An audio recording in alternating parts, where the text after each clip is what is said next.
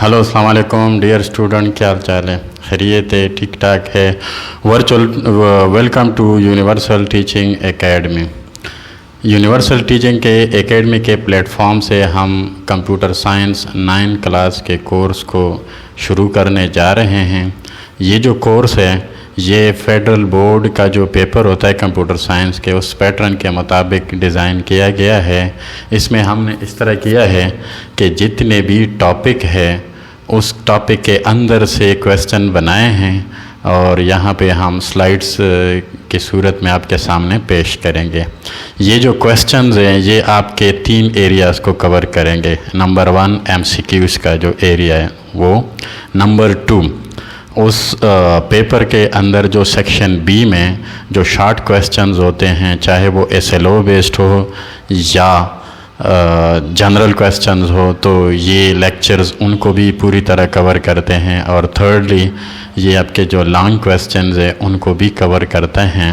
और इस चैप्टर का जो आखिरी लेक्चर होगा उसमें हम डिस्क्रिप्शन में जो इसके नोट्स हैं वो भी PDF फॉर्म में आपके साथ शेयर करेंगे। तो चलिए शुरू करते हैं। इसका जो पहला चैप्टर है फंडामेंटल ऑफ कंप्यूटर्स, और उसका जो पहला टॉपिक है वो इवोल्यूशन ऑफ कंप्यूटर है। तो let's start. Introduction to computer.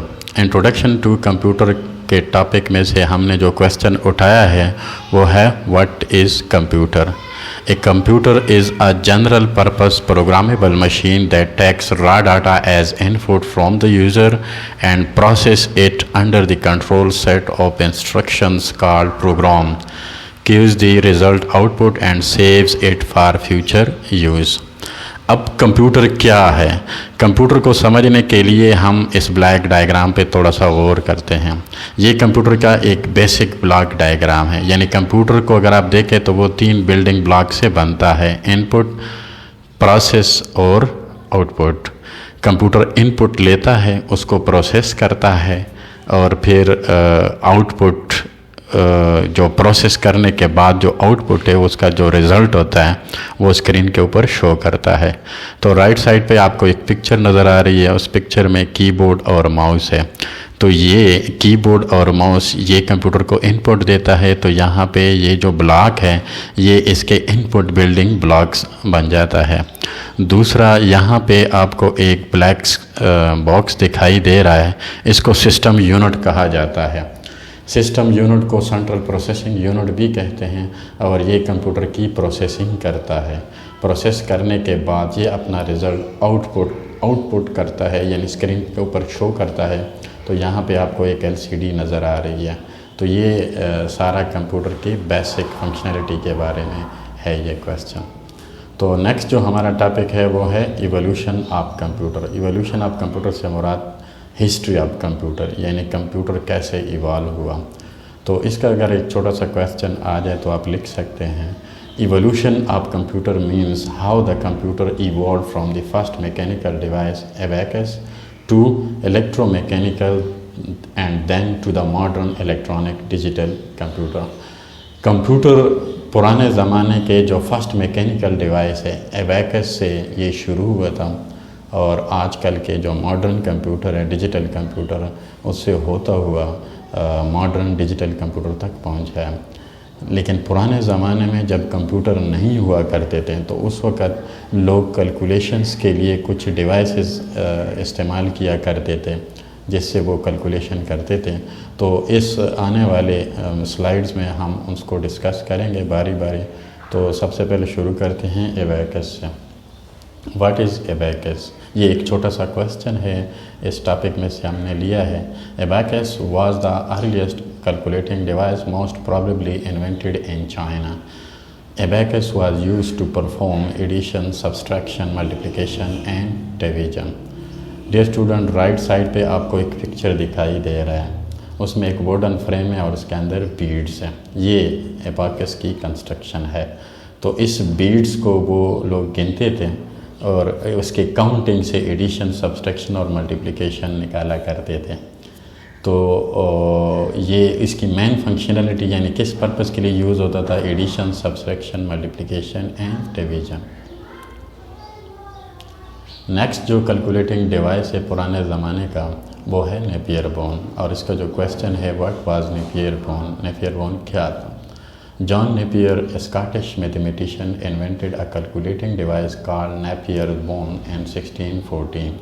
It could multiply, divide and find square roots of number by using simple addition and subtraction. ایک اسکاٹش میتھمیٹیشین تھا جن کا نام تھا جان نیپیئر، اس نے 1614 میں اس ڈیوائس کو انوینٹ کیا تھا، اور یہ ڈیوائڈ ملٹیپلیکیشن بھی کر سکتا تھا، ڈویژن اور ایون دین کے اسکوئر روٹس کو بھی یہ فائنڈ کر سکتا تھا نارمل سمپل ایڈیشن اور سبسٹریکشن سے۔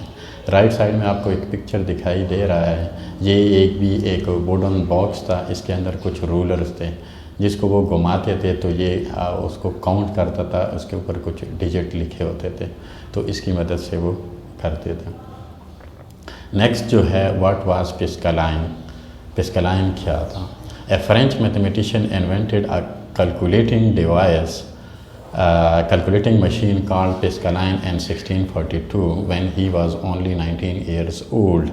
Calculations were performed by the rotation of wheel. It had a number of slots of displaying the result.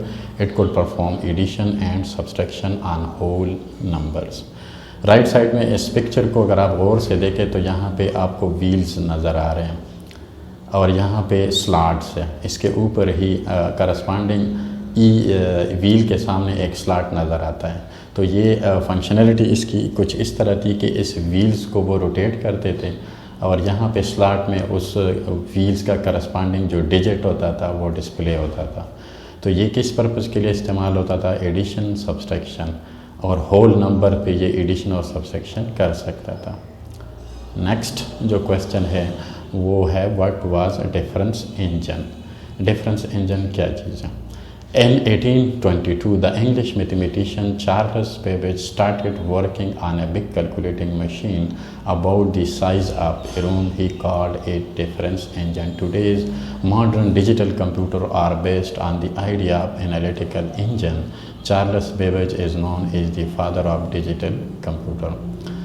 1822 میں ایک انگلش میتھمیٹیشین تھا جس کا نام تھا چارلس بیبیج۔ اس نے ایک بہت بڑی کیلکولیٹنگ مشین پہ کام سٹارٹ کیا تھا جو بالکل ایک کمرے جیسا تھا اور اس کو وہ ڈفرنس انجن کہا کرتا تھا۔ اس دور کے جو ڈیجیٹل کمپیوٹر ہے وہ بھی اسی بیس پہ، اسی آئیڈیا پہ کام کر رہے ہیں، یعنی اس کی جو بنیاد ہے، جو فاؤنڈیشن ہے وہ چارلس بیبیج نے اپنے دور میں رکھی تھی۔ یعنی اس آئیڈیا سے اس ڈفرنس انجن جو آئیڈیا استعمال کرتا تھا کیلکولیشنز کے لیے، کمپیریزن کے لیے، تو آج کل کے ماڈرن ڈیجیٹل کمپیوٹر بھی یہی آئیڈیا استعمال کر رہے ہیں۔